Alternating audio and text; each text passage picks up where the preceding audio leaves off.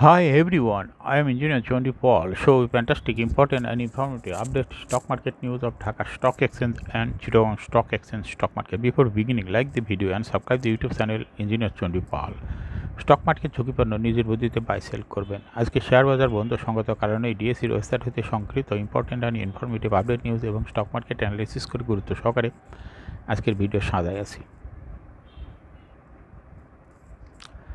নাও ফোকাসে একটু পরে স্টক মার্কেটের তালিকাভুক্ত কোম্পানির ফান্ডামেন্টাল অ্যানালিসিস করবেন, সঙ্গে ভিডিওতে টেকনিক্যাল আলোচনাও করব। কাজেই সঙ্গে থাকুন। ভিডিওটিতে শেয়ার বাজারে ক্ষুদ্র বিনিয়োগকারীরাও উপকৃত হইবেন।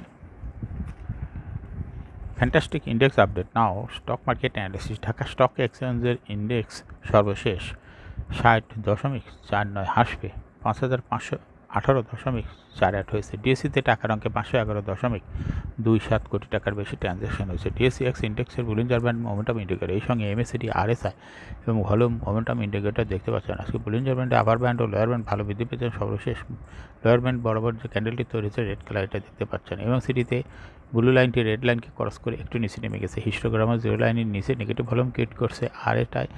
আরএসআই 40 নিচে আছে। শেয়ার বাজার নিয়ে ডিএসই ও বিএসইসির জরুরি বৈঠক। শেয়ার বাজারের সর্বশেষ পরিস্থিতি নিয়ে আলোচনা করতে ঢাকা স্টক এক্সচেঞ্জের পরিচালনা পর্ষদের সঙ্গে জরুরি বৈঠকে বসেছে নিয়ন্ত্রণ সংস্থা Bangladesh securities and exchange commission chairman অধ্যাপক শিবলি রুবায়াতুল ইসলাম। বৈঠকে শেয়ার বাজার বর্তমান সংকট এবং বাজার উন্নয়নে বিভিন্ন পদক্ষেপ নিয়ে আলোচনা করা হয়। বৈঠকে ডিএসসির পরিচালনা পর্ষদের একজন সদস্য ব্যতীত বাকি 12 জন উপস্থিত ছিলেন। স্থিতিশীল শেয়ার বাজার রাখতে ডিএসসি পর্ষদকে আরও সক্রিয় ভূমিকা পালন করতে বিএসইসির চেয়ারম্যান অনুরোধ করেন। শেয়ার বাজারে ভালো আইপিও আসলে মার্কেটের অবস্থা ভালো হবে, বিনিয়োগকারীদের আস্থা বাড়বে। তাই কীভাবে ভালো আইপিও আনতে পারি তা নিয়ে বৈঠকে আলোচনা হয়েছে। বড় বড় যে সব কোম্পানি ও গ্রিন ফ্যাক্টরি এখনও শেয়ার বাজারে আসেনি, সেসব কোম্পানিগুলোকে কিভাবে আমরা আনতে পারি তা নিয়ে পরিকল্পনা করার বিষয়ে আলোচনা করা হয়েছে। সাপ্তাহিক লেনদেনের শীর্ষ 10 শেয়ার। বিদায় সপ্তাহে 21 হইতে 25 এপ্রিল প্রধান শেয়ার বাজার ঢাকা স্টক এক্সচেঞ্জের লেনদেনের নেতৃত্বে উঠে এসেছে এশিয়াটিক লিমিটেড লিমিটেড। সপ্তাহ জুড়ে কোম্পানিটি প্রতিদিন গড়ে 31,27,90,000 টাকা সার লেনদেন হয়েছে। ডিএসসির মোট লেনদেনের 5.66%।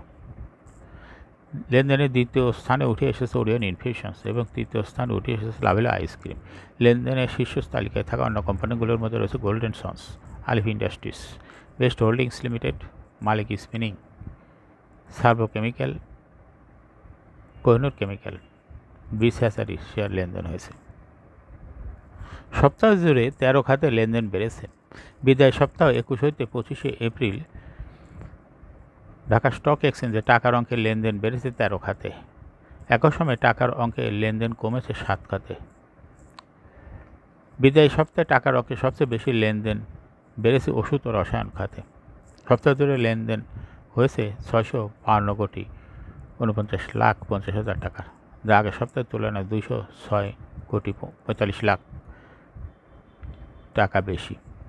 দ্বিতীয় সর্বোচ্চ লেনদেন হয়েছে খাদ্য আনুষঙ্গিক খাতে এবং তৃতীয় সর্বোচ্চ লেনদেন হয়েছে প্রকৌশল খাতে। চতুর্থ সর্বোচ্চ লেনদেন হয়েছে তথ্য প্রযুক্তি খাতে। এরপরে পর্যায়ক্রমে আছে টেলিকমিউনিকেশন খাত, সিমেন্ট খাত, বিবিধ খাত, বিদ্যুৎ ও জ্বালানি খাত, ভ্রমণ অবকাশ খাত, কাগজ প্রকাশনা খাত, মিউচুয়াল ফান্ড খাত, সেবা আবাসন খাত, কর্পোরেট বন্ড। এই ক্যাটাগরিতে সুবাতাস। বিদায় সপ্তাহ 21 হতে 25 এপ্রিল টানা দরপতনের কবলে দেশের শেয়ার বাজার। এর মধ্যে এই ক্যাটাগরিতে সুবাতাস বইতে দেখা গেছে। দেশের প্রধান শেয়ার বাজার ঢাকা স্টক এক্সচেঞ্জের সাপ্তাহিক দর বৃদ্ধির গেইনারের তালিকায় 8টি কোম্পানি ছিল এই ক্যাটাগরি। একই সময়ে দর বৃদ্ধির তালিকায় ছিল বি ক্যাটাগরি 2 কোম্পানি।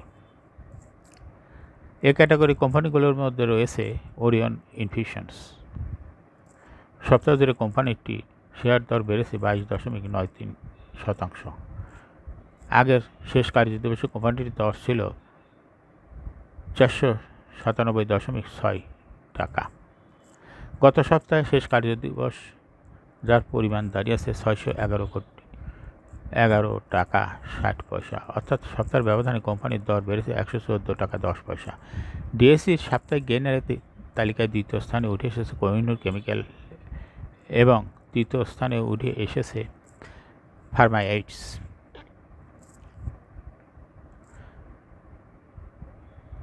সাপ্তাহিক দর বৃদ্ধির শীর্ষ তালিকায় উঠে আসা এই ক্যাটাগরি অন্যান্য প্রতিষ্ঠানগুলোর মধ্যে রয়েছে generation, ITC, prime finance first mutual fund, Sasha denims, golden jubilee mutual fund এবং বিডি থাই ফুড এর শেয়ার। এদিকে বি ক্যাটাগরি 2 কোম্পানির মধ্যে আরডি ফুড এবং বিডি থাই ফুডের শেয়ার দর বেড়েছে। মনোসফুল এই কোম্পানিটির আগেও ফান্ডামেন্টাল করেছিলাম, আজকে এই কোম্পানির শেয়ার দর বেড়েছে, এই জন্য এই কোম্পানি মনোসফুল কোম্পানিটি ফান্ডামেন্টাল অ্যানালিসিস করবে এবং সঙ্গে ভিডিওতে টেকনিক্যাল আলোচনা করবে। কাজের সঙ্গে থাকুন। যারা পূর্বের ভিডিওটি দেখতে পারেন আমার ইউটিউব চ্যানেল ইঞ্জিনিয়ার 20 পল এর ভিডিও ডিসক্রিপশন বক্সে লিঙ্ক দিয়েছি, দেখে নিতে পারেন। এই ভিডিওটি এখন ফেসবুকে শেয়ার করুন, সঙ্গে সঙ্গে টুইটারে শেয়ার করে আপনার ফ্রেন্ডস অ্যান্ড ফ্যামিলিকে শেয়ার মার্কেট সম্পর্কে জানার সুযোগ করে দিতে পারেন। এখন শেয়ার বাজারে তালিকাভুক্ত Bangladesh Monospool paper manufacturing company limited এর ফান্ডামেন্টাল অ্যানালিসিস করবে এবং সঙ্গে ভিডিওতে টেকনিক্যাল আলোচনা করবে। কাজের সঙ্গে থাকুন। Bangladesh Monospool paper manufacturing company limited এর ট্রেডিং কোড হলো মনোসফুল। এই কোম্পানিটি আজকে শেয়ার দর বৃদ্ধি পেয়ে মার্কেটে ক্লোজিং দর হয়েছে 178 টাকা। এই কোম্পানিটি 52 সপ্তাহের মধ্যে সর্বনিম্ন দর ছিল 137 টাকা 80 পয়সা এবং 52 সপ্তাহের মধ্যে এই কোম্পানিটির শেয়ার দর সর্বোচ্চ শেয়ার দর ছিল 357 টাকা। এই কোম্পানিটি পেপার এর প্রিন্টিং সেক্টর একটি কোম্পানি। এর অথরাইজ ক্যাপিটাল 50 কোটি টাকা, পেইড আপ ক্যাপিটাল 34.105 কোটি টাকা, রিজার্ভ রয়েছে এই কোম্পানিটির 38.65 কোটি টাকা। এই কোম্পানিটা একটা লো পেইড আপ ক্যাপিটালের কোম্পানি। এই কোম্পানির সর্বমোট শেয়ার সংখ্যা হলো 3,41,05,101 share. Last AGM held on 28th December 2023 for the year ended 30 June 2023। এই কোম্পানি সর্বশেষ 2023 সালে 15% ক্যাশ ডিভিডেন্ড দিয়েছে বিনিয়োগকারী, এর সঙ্গে 10% বোনাস বা স্টকও দিয়েছে। অর্থাৎ এই কোম্পানিটি বোনাস এবং ক্যাশ দুইভাবেই ডিভিডেন্ড দেয়। Price earning ratio based on latest audited financial statement in the year 25th April 2024, P ratio হলো 21.52। Financial performance as per audited financial statement in the year 2019 সালে EPS হলো 22.14, 20 সালে 5.56, 21 সালে 1.23, 22 সালে 5.45, 23 সালে 8.25, অর্থাৎ EPS এর গ্রোথ ভালো এই কোম্পানিটির। NAV পার শেয়ার 2019 সালে ছিল 120, 20 সালে 125.62, 21 সালে 40.43, 22 সালে 44.28, 2023 সালে 52.17, অর্থাৎ EPS এর গ্রোথ ভালো। প্রফিট 2019 সালে ছিল 6.749 কোটি টাকা, সেখান থেকে বৃদ্ধি পেয়ে 2023 সালে হয়েছে 7.765 কোটি টাকা, অর্থাৎ প্রফিট বৃদ্ধি পেয়েছে। ডিভিডেন্ড ইল্ড এই কোম্পানিটির 0.51। লিস্টিং আর এই কোম্পানিটি শেয়ার বাজারে 1989 সালে তালিকাভুক্ত হয় market category A. Share holding percentage as on 30 June 2023, sponsor director hold করতেছে 45% share. Share holding percentage as on 31 March 2024, sponsor ডাইরেক্টরের শেয়ার কিছুটা কমে হয়েছে 36.03% শেয়ার। গভর্নমেন্টের কাছে কোনো শেয়ার নাই।